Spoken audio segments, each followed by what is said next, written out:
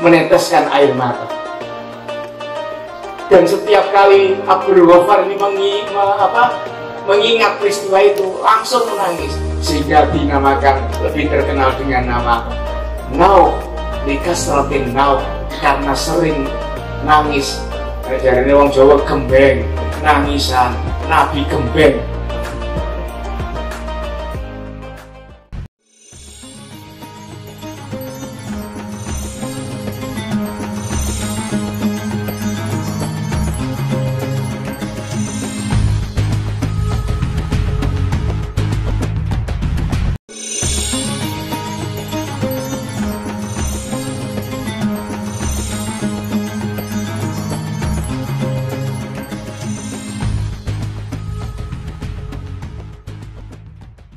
Assalamualaikum warahmatullahi wabarakatuh.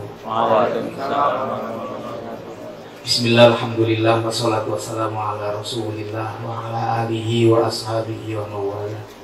Amma ba'da, fala hawla wa la quwwata illa billahil aliyyil azim. Rabbi shrah li sadri wa yassir li amri wahlul 'uqdatam min lisani yafqahu qawli. Subhanaka la ilma lana illa ma'alamtana innaka antal alimul hakim. Ingkang kula mulyakaken sedaya kemawon sing hadir, para alim, para ulama, para ustaz, langkung-langkung Abah Haji Hari ngapunten nih, keranten niki Hari Bowo Nasional.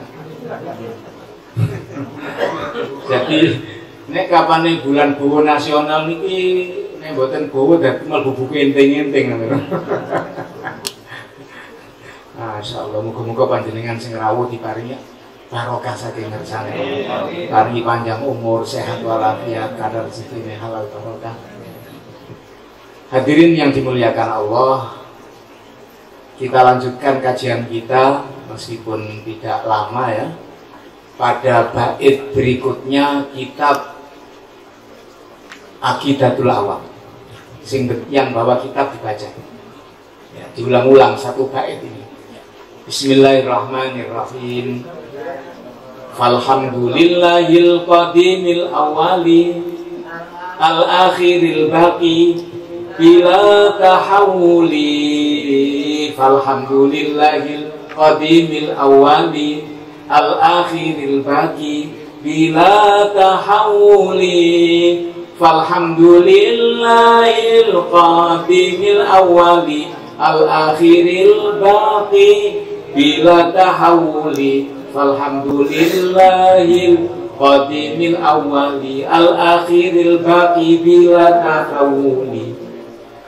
Yang artinya bait ini, falhamdu, maka segala puji lillahi, milik Allah, al-qadimi, zat yang maha qadim,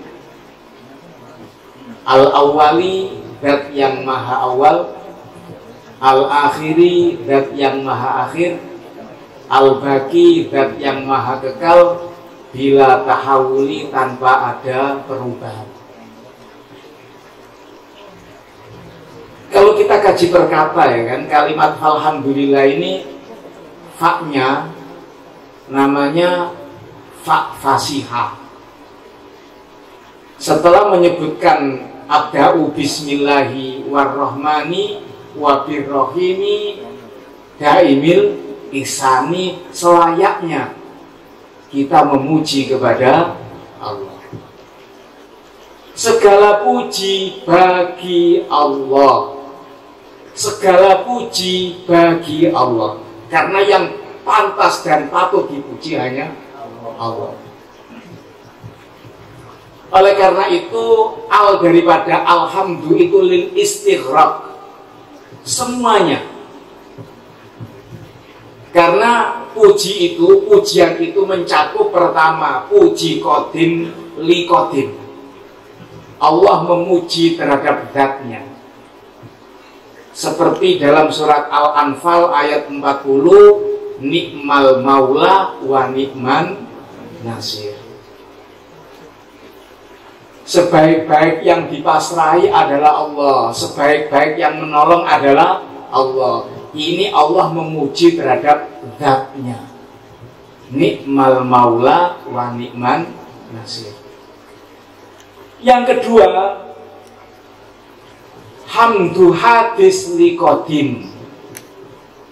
Pujian seorang hamba terhadap Tuhannya. Seperti pujian pun hamdu hadis liqadim. Pujian seorang hamba terhadap Tuhannya. Seperti dalam surat Al-Fatihah, alhamdulillah. Seorang makhluk memuji kepada Tuhannya. Segala puji bagi Allah. Alhamdulillah. Keterangan semacam ini jarang loh diterangkan. Taunya kita ya segala puji bagi Allah gitu aja. Yang ketiga, hamdu qadim li hadis. Allah memuji terhadap hambanya. Seperti Allah memuji terhadap Nabi Sulaiman alaihissalam. Wa wahabna li Dawuda Sulaimana. Aku anugerahi Nabi Dawud seorang putra yang bernama Sulaiman. Nikmal abdu innahu awwab. Sebaik-baik hambaku adalah Sulaiman. Ini merupakan pujian Allah terhadap hambanya. Yang berikutnya, yang nomor 4, hamdu hadisin li hadisin. Seorang hamba, seorang makhluk memuji terhadap sesama makhluk. Seperti seseorang memuji terhadap temannya. Sampean luar biasa Pak, istrinya cantik, uangnya banyak, jadi pejabat, anaknya juga ganteng-ganteng. Itu memuji terhadap sesama manusia. 4 bentuk pujian ini, Allah memuji terhadap zatnya, hambanya memuji kepada Rabbnya, hambanya memuji sesama hambanya, hambanya memuji kepada Rabbnya, Allah memuji terhadap hambanya. 4 bentuk pujian ini. Allah memuji kepada zatnya, Allah memuji terhadap hambanya, hambanya memuji terhadap Tuhannya, hambanya memuji terhadap sesama hambanya. Semua pujian itu milik Allah, muarahnya kepada Allah. Makanya kalau kita memuji seseorang, sebenarnya kita memuji yang menciptakannya. Kalau kita mencaci seseorang, berarti sama dengan kita mencaci penciptanya. Nggak boleh kita mencaci orang, itu nggak boleh. Suatu ketika Nabi Nuh, yang nama sebenarnya adalah Abdul Ghaffar, Nabi yang usianya terpanjang mencapai 1050 tahun. Nabi Nuh yang nama aslinya Abdul Ghaffar berpapasan dengan seekor anjing yang memiliki 4 mata. Matanya 4 Pak. Abdul Ghaffar ini seorang nabi, seorang rasul, bertemu dengan anjing yang bermata 4, tersenyum. Kebetulan anjing ini bisa berbicara. Ya Abdul Ghaffar, lima ibtasam tali, kenapa kamu tersenyum kepadaku? Kalau kamu tersenyum kepadaku karena meledek, apa mengenyek? Apa mengenyek itu? Menghina. Karena aku sebagai seekor anjing, sebenarnya ini bukan pilihan saya. Andai kata saya disuruh milih, saya tidak milih jadi anjing. Tapi kalau sampean ini menertawakan saya karena saya matanya 4, tidak seperti anjing yang lain, ini bukan kehendak saya juga. Ini adalah ciptaan Allah, berarti sama dengan mengejek ciptaan Allah. Semenjak itu Abdul Ghaffar menangis, meneteskan air mata. Dan setiap kali Abdul Ghaffar ini mengingat peristiwa itu, langsung menangis. Sehingga dinamakan, lebih terkenal dengan nama Nauh, likasratin Nauh, karena sering nangis. Jarane wong Jawa gembeng, nangisan, Nabi gembeng. Hadirin yang dimuliakan Allah Subhanahu wa ta'ala, dalam hal memuji ada 5 unsur yang harus terpenuhi. Yang pertama adalah orang yang memuji, namanya hamid.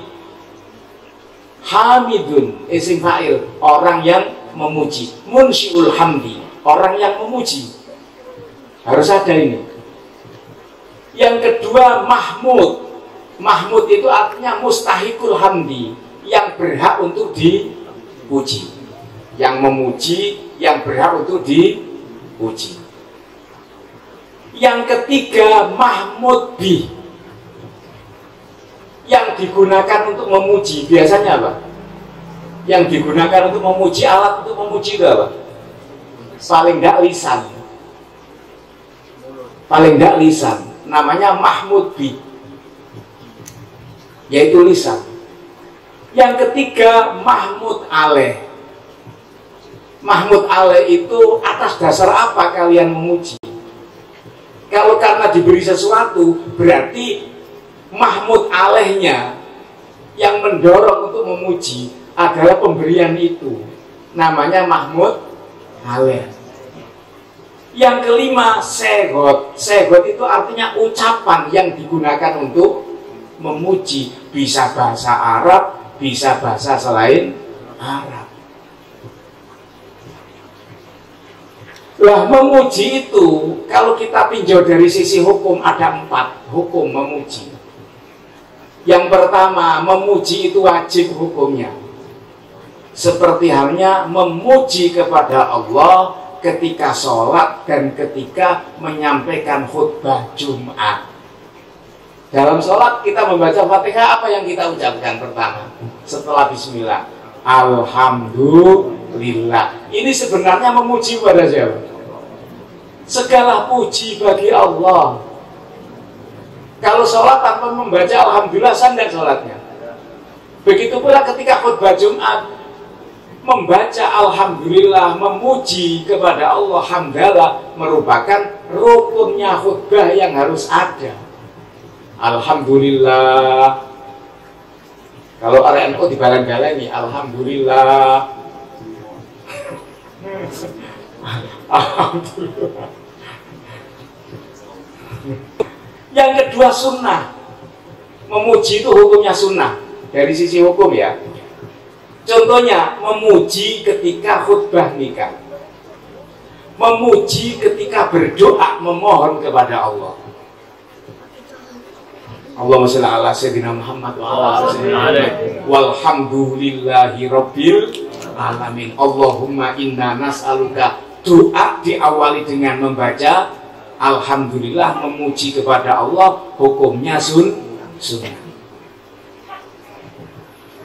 Ketika berpidato diawali dengan alhamdulillah, itu juga hukumnya sunnah. Selepas minum membaca alhamdulillah, hukumnya sunnah. Itu yang kedua. Yang ketiga, ada kalanya membaca alhamdulillah itu hukumnya haram. Contohnya, ketika kita melakukan sesuatu yang haram karena zatnya, rokokan, alhamdulillah. Minum homer, alhamdulillah, haram. Gendaan, alhamdulillah, haram hukumnya. Jadi ada kalanya membaca alhamdulillah itu haram. Ketika membaca alhamdulillah berhubungan dengan hal-hal yang diharamkan. Yang keempat, membaca alhamdulillah itu makruh ketika kita melakukan perbuatan makruh. Menjabut uban itu makruh. Jabut ubannya dijabuti, alhamdulillah. Makruh mengucapkannya. Ketika merokok, alhamdulillah. Makruh hukumnya. Makanya orang saya bertanya, kalau merokok boleh tidak baca bismillah? Mau merokok baca bismillah boleh tidak? Kira-kira boleh tidak mau merokok baca bismillah? Bismillahirrahmanirrahim. Ya, mohon maaf kalau kita kalau kita sedang merokok hendaknya tidak baca bismillah, tapi baca a'udzubillahi samiil alim minasyaitonir rajim. Al-Habib Abdurrahman dalam kitabnya Buyatil Mustarsyidin dikatakan rokok itu kemaluannya setan. Makanya orang merokok sulit untuk berhenti karena setannya kainaan disedoti balak-balik. Sehingga kalau kita merokok baca ta'awudz aja biar panas kalau anu setan. Biar kita cepat berhenti merokok. Hadirin yang dimuliakan Allah Subhanahu wa taala.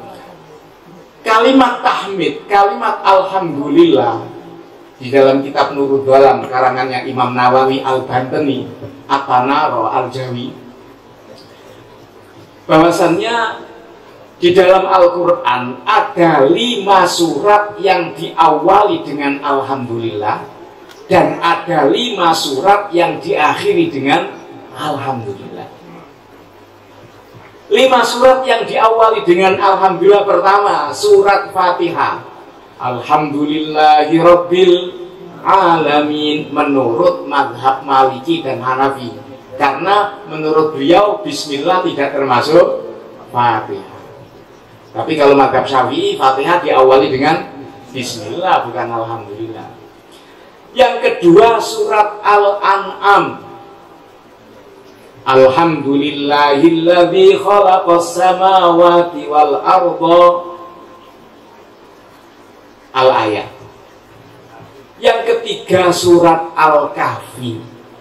Alhamdulillahilladzi anzala ala abdihil kitaba. Al-ayat. Yang keempat, surat As-Saba, surat Saba, yaitu alhamdulillahilladzi lahu ma fis samawati wa ma fil ard. Yang keempat, yang kelima, surat Al-Malaikah. Alhamdulillahi fatiris samawati wal ard ja'ilil malaikati rusula. 5 surat diawali dengan alhamdulillah. 5 surat berikutnya diakhiri dengan alhamdulillah. Yang pertama yang diakhiri dengan alhamdulillah, surat Bani Israil. Wa qulil hamdulillahilladzi lam yattakhid walada. Yang kedua, surat An-Naml. Wa qulil hamdulillahi sayurikum ayatihi fata'rifunaha. Yang ketiga, surat As-Saffat. Wa salamun alal mursalina walhamdulillahi rabbil alamin. Nomor 4, surat Az-Zumar. Wa qilal hamdulillahi rabbil alamin. Yang kelima, surat Al-Jasiyah. Lil falillahil hamdu rabbis samawati wa rabbil ardi rabbil alamin. Makanya di dalam bait ini setelah bismillah kemudian alhamdulillahil qadimil awwali al-akhiril baqi bila tahawuli. Segala puji bagi Allah al-qadim. Apa itu qadim? Qadim itu artinya al-mawjud alladzi laisa liwujudihi ibtidaun. Zat yang ada di mana adanya ini tidak melalui permulaan. Kalau kita adanya ada permulaannya enggak? Ada. Kalau Allah itu wujud, wujudnya tidak ada permulaan.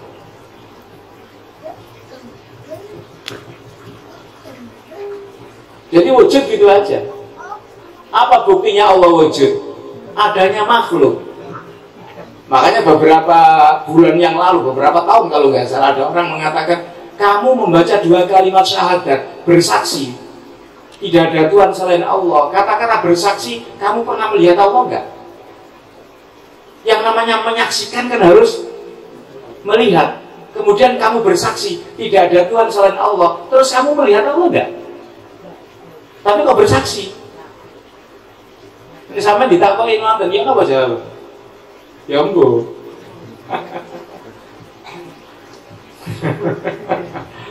Allah itu tidak bisa kita lihat dengan mata kita.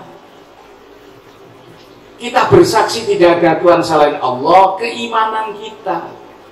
Apakah ada sesuatu yang tidak bisa dilihat dengan mata? Banyak. Salah satunya apa? Angin, kentut. Sampean percaya nggak kalau ada angin? Terus kalau sampean percaya angin itu ada, sampean tahu angin itu warnanya kayak apa? Merah, kuning, hijau. Terus angin itu bentuknya kayak apa? Bulat, oval, kotak, lonjong. Tapi ada ndak angin? Kenapa kok yakin angin itu ada? Karena ada tanda-tandanya. ISIS. Ini kipas angin ada anginnya. Allah ada, meskipun tidak bisa kita lihat dengan mata. Apa dalilnya?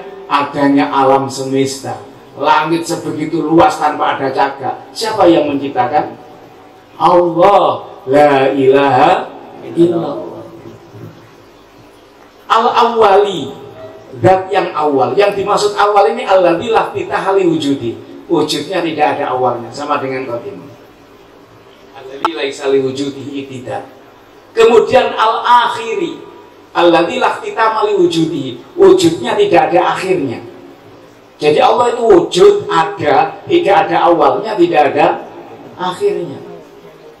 Makanya ketika orang beranggapan menuhankan selain Allah, kemudian ada awalnya, itu bukan nggak pantas jadi Tuhan. Sayyidina Umar radhiyallahu ta'ala suatu ketika beliau menangis sejadi-jadinya, selepas itu tertawa sejadi-jadinya. Apa yang dilakukan oleh Sayyidina Umar memicu beberapa sahabat bertanya, kenapa wahai Umar? Setelah nangis kemudian ketawa. Kata Sayyidina Umar, saya menangis sekarang saya ingat di masa kami masih jahiliyah, mengubur hidup-hidup anak perempuan saya. Nah, kenapa tertawa? Karena saya pernah bikin sesembahan dari roti. Saya sembah berhari-hari sampai akhirnya lapar. Begitu lapar, saya minta izin kepada Tuhan yang saya sembah. Mohon maaf karena saya lapar, berhubung lapar. Tuhannya dimakan mulai kaki, tangan, sampai habis tinggal kepalanya. Karena tidak pantas jadi Tuhan. Kenapa? Ada awalnya, ada akhirnya. Yang pantas dari Tuhan itu tidak ada awalnya, tidak ada akhirnya. Al-Baqi artinya ad-daim alladzi la yazul, kekal selamanya, tidak akan pernah sirna. Itu Tuhan. Bila tahawuli min ghairin tikalin min halin ila halin, tidak akan pernah berubah dari satu tempat ke tempat yang lain. Karena perubahan itu merupakan sifatul hawadis, sifat hal yang baru itu berubah. Seperti kita aja, yang usianya 60 tahun, ya, berubah. Terus berubah, apalagi manusia. Manusia ini ada 3 perkara yang pasti akan dialaminya. Yang pertama adalah tua, yang kedua adalah sakit, yang ketiga adalah mati. Karena kita bukan khalik, melainkan kita adalah makhluk. Kalau khalik Allah Subhanahu wa ta'ala, bila tahawuli min ghairin tikalin min halin ila halin, tidak akan ada perubahan. Hadirin yang dimuliakan Allah, Syekh Nawawi Al-Bantani, ya, seorang ulama ternama, beliau dari Banten, Tanara. Beliau mengatakan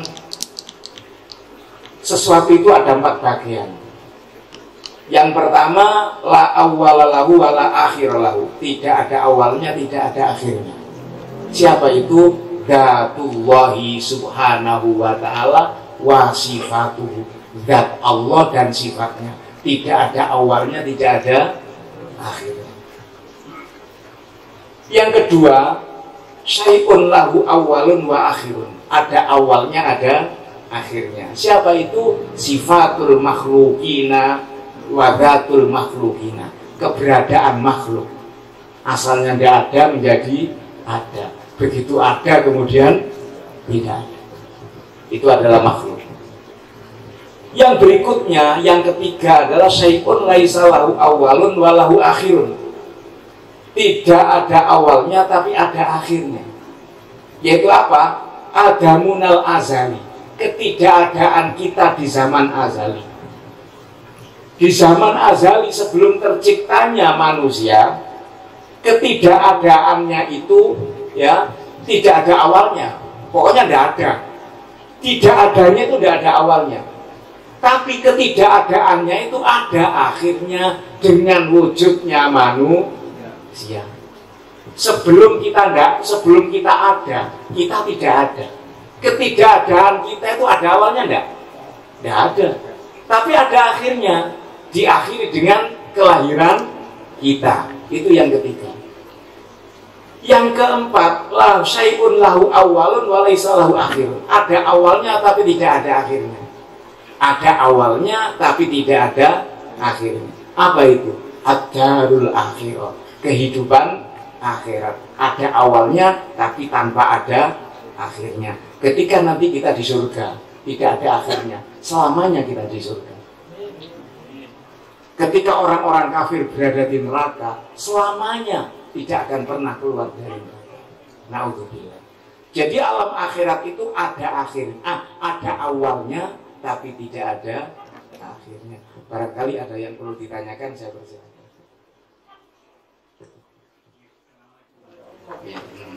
Ya, paham saya pertanyaannya. Pertama, ya, masalah kesaksian kita tidak ada Tuhan selain Allah dan Nabi Muhammad utusan Allah. Kalau bersaksi, sebenarnya kita membaca 2 kalimat syahadat ini, kesaksian kita ini iman ya. Iman.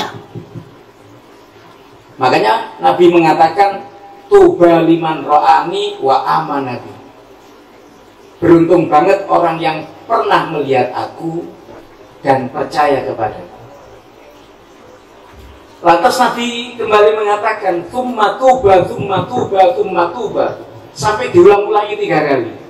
Liman lam yaroni wa amanabi. Orang yang tidak pernah melihatku tapi percaya kepadaku. Kita pernah melihat Nabi enggak? Kita percaya enggak kepada Nabi? Tuba, tsumma tuba, tsumma tuba, kata Nabi. Ini adalah orang yang paling beruntung. Enggak pernah ketemu Nabi, percaya Nabi. Nggak menjamin loh, orang yang bertemu Nabi kemudian percaya Nabi. Mestinya orang yang bertemu Nabi kan pasti percaya dengan Nabi. Justru orang yang tidak pernah bertemu Nabi cenderung tidak percaya, tidak pernah bertemu. Tapi kenyataannya kan tidak demikian. Sehingga kesaksian ini berdasarkan iman. Makanya jangan heran orang yang rumahnya jauh dari masjid tapi sholatnya 5 waktu di masjid. Orang yang rumahnya dekat masjid, depan rumah sudah masjid tapi tidak pernah ke masjid. Ada loh orang seperti itu. Kira-kira hadir nggak ini? Rumahnya depan masjid tapi tidak ke masjid. Lantas apa yang membuat dia tidak ke masjid? Iman. Iman. Kembali lagi iman. Terus masalah LGBT ya. Ya, LGBT itu kalau dalam Islam ada 3. Ya. Yang pertama namanya khunsa muskil, yang kedua khunsa ghairu muskil, yang ketiga baru namanya mukhonnas. Khunsa muskil adalah seorang yang berkelamin ganda dan dua-duanya berfungsi. Makanya dinamakan muskil, menyulitkan. Ketika ada orang yang berkelamin ganda, kedua-duanya fungsi, ini repot ini. Dipondokkan di pondok laki-laki meteng, dipondokkan di pondok putri metengi. Karena dua alat vitalnya ini keduanya berfungsi. Namanya khunsa muskil. Kalau yang ghairu muskil punya kelamin 2 tapi yang berfungsi hanya salah satunya, itu namanya ghairu muskil. Kalau sudah kelahir seperti ini, tidak perlu kita kucilkan, tidak perlu kita benci, karena memang sudah paketannya seperti itu. Dia juga manusia. Tapi kalau yang mukhonnas ini loh, yang harus kita tentang. Mukhonnas ini lahir lanang tulen, ya punya lato-lato. Karena lato-lato ini gede bisa. Tapi entah karena apa ya kan, hormon apa-apalah sampai dia laki-laki kepingin jadi perempuan. Ini yang tidak boleh. Barang siapa yang laki-laki menyerupai perempuan atau perempuan menyerupai laki-laki, maka dia dilaknat oleh Allah Subhanahu wa ta'ala. Karena ini penyakit, masih bisa disembuhkan. Saya punya teman, anaknya itu tomboy. Tomboy itu perempuan yang kayak laki-laki. Wah, susah ini, gimana ini Pak Yai? Anak saya itu kayak laki-laki lah, karena saudaranya laki-laki semua, hanya satu ini perempuan. Jadi pakai celana jeans juga, kalau di rumah pakai sarung. kayak laki-laki padahal cantik loh, cantik. Gimana solusinya? Saya tanya, ini perempuan boleh apa enggak? Jangan-jangan alat vitalnya 2. Oh enggak Pak Yai, mulai lahir saya lihat tuh anak saya perempuan ini. Caranya gimana? Carikan laki-laki yang lebih tulen daripada dia. Begitu dinikahkan, ya akhirnya apa? Yang terjadi, ya feminin maskulin ya. Femininnya itu muncul kembali karena memang dia wanita. Begitu pula mukhonas ini kalau laki-laki gayanya seperti perempuan, itu penyakit itu. Itu yang harus kita perangi, tidak kita biarkan. Lahir enggak. Dari kebiasaan, masa orang itu biasa minum yang disalahkan minumnya. Lingkungan, dan itu masih bisa disembuhkan. Tapi kalau khunsa muskil, ghairu muskil, lahir sudah berkelamin ganda, ya apa bisa dikata? Memang oleh Allah diciptakan seperti itu.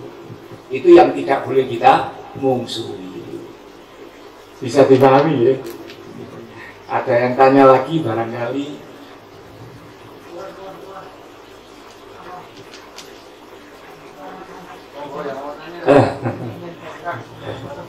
Tapi udah 9:30 Pak. Saya kira udah 9:30 ya kan. Ya memang ngaji itu penting sekali ya. Dulu pernah saya dengarkan syair ketika saya masih kecil, orang tua saya. Kita tutup dengan bacaan syair ini ya, syair Jawa. Ini dibaca oleh orang-orang dulu ketika meninabubukan anaknya ya kan. Apa bacaan syairnya itu? Begini, saya masih ingat ini. Cili-cili diulang ngaji, yen wis ngaji supaya aji. Wong ngaji akeh syarate, ojo sayang maring duwike. Ngaji yo ilmu esuk lan sore. Berarti kan ada batasnya. Yen wis pinter dipek dhewe.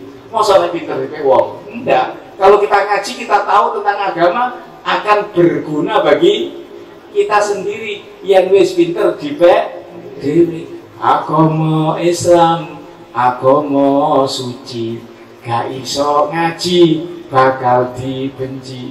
Karena orang kalau tidak bisa memahami tentang agama, apapun yang dia lakukan pasti salah. Jangankan ibadah, yang bukan ibadah pun bisa salah. Karena apa? Tidak didasari dengan ilmu. Kecuali kita masih dalam taraf belajar. Ketika salah tidak masalah. Makanya tidak ada batasnya. Rugi dunya gak dadi apa? Dari sapa? Rugi akhirat siksa ditampa. Siksa dunya ora sepira. Siksa akhirat gak kuat sira. Karena memang kita ngaji itu agar supaya kita terselamatkan dari api neraka. Kita ngaji ini agar supaya kita bisa terselamatkan dari api neraka, sehingga nantinya kita masuk surga. Mudah-mudahan jamaah majelis taklim Jawa Timur ini ya menjadi asbab kita nanti sama-sama berada di dalam surga Allah Subhanahu wa ta'ala. Kita akhiri dengan doa kafaratul majelis. Subhanakallahumma wa bihamdika asyhadu an la ilaha illa anta astaghfiruka wa atubu ilaik. Allahumma rabbana atina fid dunya hasanah wa fil akhirati hasanah wa qina adzabannar wa adkhilnal jannata ma'al abrar ya aziz ya ghaffar ya rabbal alamin. Wa sallallahu ala sayyidina Muhammadin wa ala alihi wa sahbihi wa baraka sallam. Subhana rabbika rabbil izzati amma yasifun, wassalamun alal mursalina, walhamdulillahi rabbil alamin. Kurang lebihnya mohon maaf. Wassalamualaikum warahmatullahi wabarakatuh.